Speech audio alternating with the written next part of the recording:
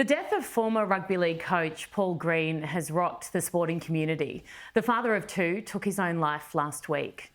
His family, friends and fans are desperate to understand, to comprehend what went wrong. Mental health has really come to the forefront the last 10 to 15 years, and before that, you know, it was an era of she'll be right, mate. Well, it won't be right. It's not going to be right. Yeah, it's hard to watch. And today, Green's best mate said this: the NRL, it's like a machine that can just spit you out. They, the officials, are ruthless and they'll throw people under the bus because it's a results-driven business. Now, I wanted to invite a couple of former NRL coaches on tonight to talk about what it's like to be under that immense pressure, to have people you've never met calling for your sacking, to lose your job in such a public way, and try and gain some insight into how we can better look after our husbands, our dads, our sons, whether they are public figures or not.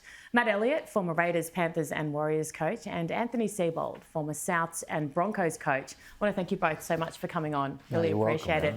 You knew Greenie well.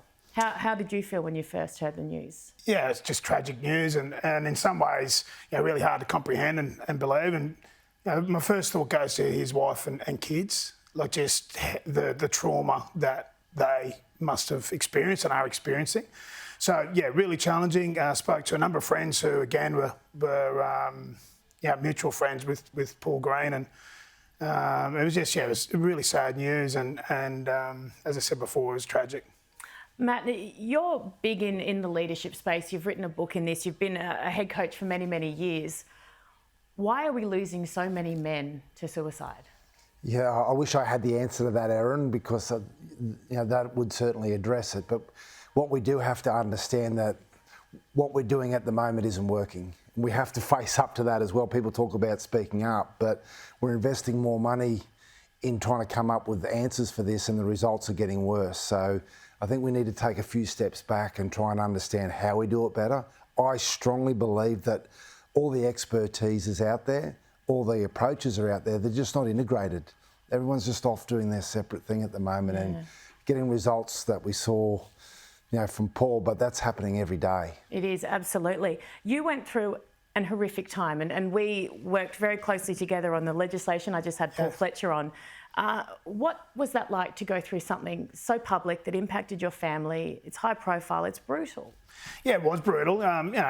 Looking back, it seems surreal in a lot of ways. I think I've said that to you before, Erin. Like, it doesn't feel like I was in that situation now, you know, reflecting on sort of what occurred 2 years ago. And for those watching, who aren't in the rugby league world, you were coaching at the Broncos, things weren't going well. Yeah. And there were things, attacks that were not true written about you, things that your family were seeing, and it was just horrific. Yeah, it was. And one of the things I think at the time, you can feel quite isolated. And I certainly did towards the back end of my time at the Broncos, because I knew things weren't going well. And, you know, I made a decision that I, thought it was best for the club, but also best for myself and my family to separate ways. And we did it in a mature way, because of the relationship I had with Carl Morris, the chairman at the Broncos at the time, and also the CEO, Paul White.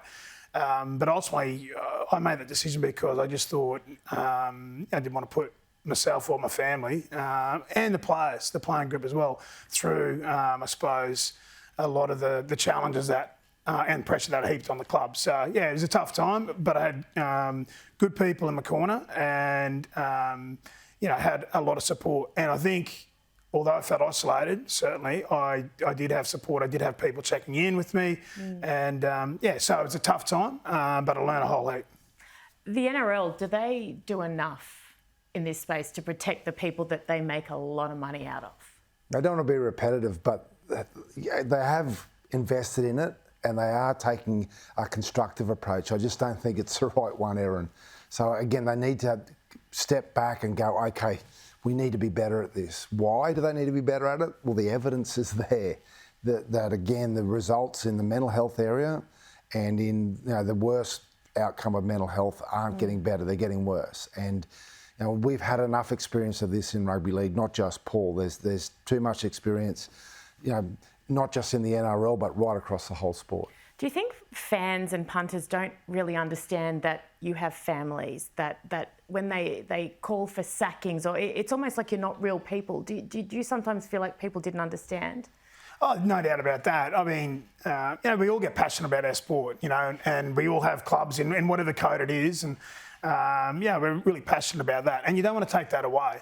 But I just look at the situation with the Essendon coach at the moment, Ben Rutten, just what he's had to go through over the last week. And I see the club parted ways with him today, but I really feel for him and the scrutiny he had to go through. And I'm not sure what sort of support he would have had, but I just don't think it was necessarily fair what he went through. And I do think at different times we probably neglect that, coaches, whether they're in whatever sport it is, they've got families, right? They've got partners, they've got families, they've got parents, if you're fortunate. So, it's quite a challenging experience going through it so publicly, and that's why I feel for any coach who loses their job in such public circumstances, similar to what Ben has gone through at Essendon there.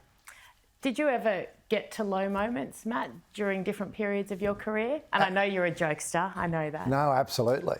And again, people say don't take it personally, but I really admire what you both have done in that phase, because look, there's boundaries here. We're on TV now, and there's boundaries that we have to observe, and we understand that. Everyone else observes boundaries, but they get into a different medium and they think it's okay, and they don't think it really. I'm just expressing my opinion. Well, I can't express my opinion the way I would off air here. Now, can I? And I just think that people's feel like they have the right to do that once they're on social media, for example. Without understanding the impact that it has. No, how can you not understand the impact? Well, that's a very good question. I don't get it either, but a lot of people say that, I didn't think it would hurt. Or the other thing people say is just don't read it. But we're humans. Absolutely, and we're online and we can't get offline. It's part of our lives. Look, I've got to go. You've both been incredible. I know it's a really difficult topic, so I thank you so much for your honesty and for starting a conversation. And if you or anyone you know is feeling distressed, you can call Lifeline on 13 11 14. That's 13 11